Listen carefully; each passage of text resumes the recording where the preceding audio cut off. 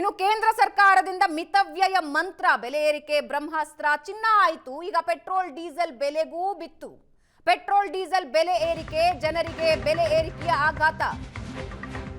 Petrol diesel ಬೆಲೆ ಪ್ರತಿ ಲೀಟರ್ಗೆ 3 ರೂಪಾಯಿ ಏರಿಕೆ. 3 ರೂಪಾಯಿ. ಬೆಳ್ಳಂಬೆಳಗ್ಗೆ ದೇಶದ ಜನರಿಗೆ ಕೇಂದ್ರ ಸರ್ಕಾರ ಶಾಕ್ ಕೊಟ್ಟಿದೆ. ವಾಹನ ಸವಾರರಿಗೆ ಬೆಲೆ ಏರಿಕೆ ಬರೆ ಎಲ್ಲಾ ಜಿಲ್ಲೆಗಳಲ್ಲೂ ಜನರು ಇದರ ಬಗ್ಗೆ ಆಕ್ರೋಶ ಹೊರಹಾಕ್ತಾ ಇದ್ದಾರೆ. 30 ಪೈಸೆ ಅಲ್ಲ, 1 ರೂಪಾಯಿ ಅಲ್ಲ, 3 ರೂಪಾಯಿಯ ಏರಿಕೆ ಪ್ರತಿ ಲೀಟರ್ಗೆ. ಪ್ರತಿ ಲೀಟರ್ಗೆ 3 ರೂಪಾಯಿ ಏರಿಕೆ. ಬೆಳಗ್ಗೆ ಪೆಟ್ರೋಲ್ ಕಮ್ಮಿ ಇದೆ ಅಂತ ಬಂಕ್ಗೆ ಹೋಗಿ ಅಲ್ಲಿನ ಬೋರ್ಡ್ ನೋಡಿ ಜನ ಶಾಕ್ ಆಗಿದ್ದಾರೆ. ಡೀಸೆಲ್ ಹಾಕಿಸ್ಕೊಳ್ಳೋ ಭಾರಿ ವಾಹನಗಳು ಶಾಕ್ನಲ್ಲಿದ್ದಾರೆ. ಅಲ್ಲಿನ ವಾಹನ ಚಾಲಕರು ಚಿನ್ನ ಕೊಳ್ಳೋದನ್ನ ಅವಾಯ್ಡ್ ಮಾಡಿ.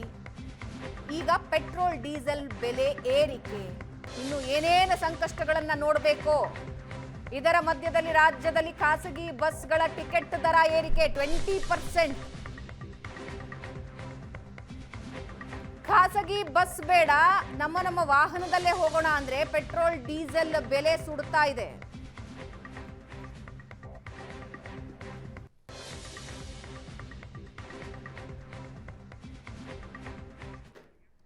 ಇನ್ನು ಯಾವಾಗ ಪೆಟ್ರೋಲ್ ಡೀಸೆಲ್ ಬೆಲೆ ಏರಿಕೆ ಆಯಿತು, ಕಾಂಗ್ರೆಸ್ ಪಡೆ ಮುಗಿ ಬಿದ್ದಿದೆ. ದೇಶಕ್ಕೆ ಮೋದಿ ಮೋಸ ಮಾಡಿದ್ದಾರೆ ಅಂತ ಸಂತೋಷ್ ಲಾಡ್ ಹೇಳ್ತಾ ಇದ್ದಾರೆ. ಚಿನ್ನ ಯಾಕೆ ಖರೀದಿಸಬಾರದು ಅಂತ ಮೋದಿ ಉತ್ತರಿಸಬೇಕು. ಬಿಜೆಪಿ ನಾಯಕರು ವಾಹನ ಬಿಟ್ಟು ಫೋಟೋ ಶೂಟ್ ಮಾಡ್ತಾ ಇದ್ದಾರೆ.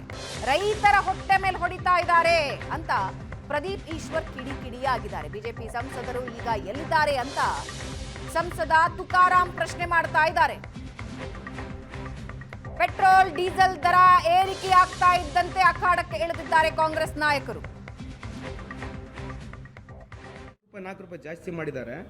ಸ್ವಲ್ಪ ಇದ್ರ ಬಗ್ಗೆ ಚರ್ಚೆ ಆಳವಾಗಲಿ. UPA 1 UPA 2 ಸರ್ಕಾರ ಇದ್ದಾಗ ಆವರೇಜ್ ಬೈಯಿಂಗ್ ಪ್ರೈಸ್ ನಮ್ದು 10 ವರ್ಷ $103 ಇತ್ತು. ಆವರೇಜ್ ಬೈಯಿಂಗ್ ಪ್ರೈಸ್ ಇವತ್ತು ಸ್ವಲ್ಪ ಜಾಸ್ತಿ ಆಗಿರ್ಬೋದು, ಯಾಕಂದರೆ ವಾರ ಆಗಿದೆ, ಅದ್ರ ಬಗ್ಗೆ ಒಪ್ಪಣೆ ಇಲ್ಲ ಅಂತಲ್ಲ.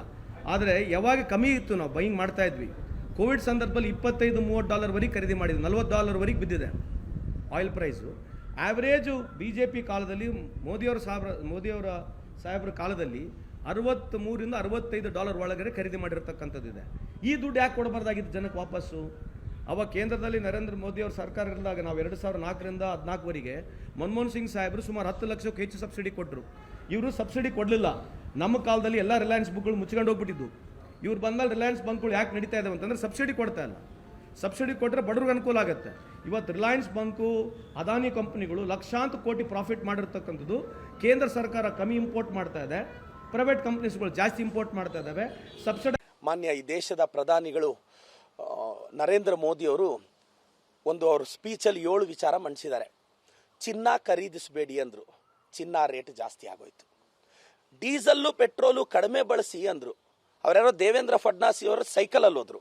ಒಂದೇ ದಿನ ಇವತ್ತಾಗಲೇ ಕಾರಲ್ಲಿ ಹೋಗಿದ್ದಾರೆ. ಬೆಳಗ್ಗೆಯಿಂದ ನಾನು ನೋಡ್ತಾ ಇದ್ದೀನಿ. ಇವತ್ತು ದೇವೇಂದ್ರ ಫಡ್ನವೀಸ್ ಅವರು ಸೈಕಲಲ್ಲಿ ಹೋಗ್ತಾರೆ, ಕಾರಲ್ಲಿ ಹೋಗ್ತಾರೆ. ಆಗಲೇ ಕಾರು, ಆಗಲೇ ಎಸ್ಕಾರ್ಟು. ನೆನ್ನೆ ಶೋ ಆಫು ಫೋಟೋಗೋಸ್ಕರ ಫೋಟೋ ಶೂಟ್ಗೆ ಹೋದ್ರು. ಈಗ ಹೇಳ್ತಾ ಇದ್ದಾರೆ ಅವರು ಅಡುಗೆ ಎಣ್ಣೆಯನ್ನು ಕಡಿಮೆ ಬಳಸಿ ಅಂತಿದ್ದಾರೆ. ಅತಿ ಶೀಘ್ರದಲ್ಲಿ ಅಡುಗೆ ಎಣ್ಣೆ ಕಾಸ್ಟು ಜಾಸ್ತಿ ಆಗುತ್ತೆ.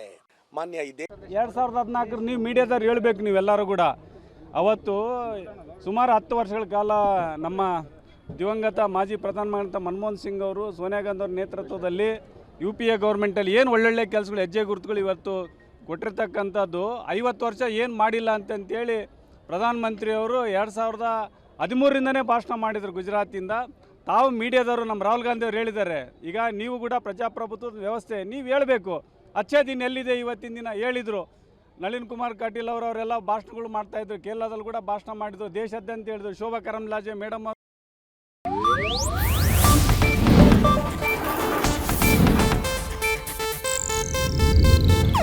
ಇದು ಏಷ್ಯಾನೆಟ್ ನ್ಯೂಸ್ ನೆಟ್ವರ್ಕ್ ಪ್ರಸ್ತುತಿ.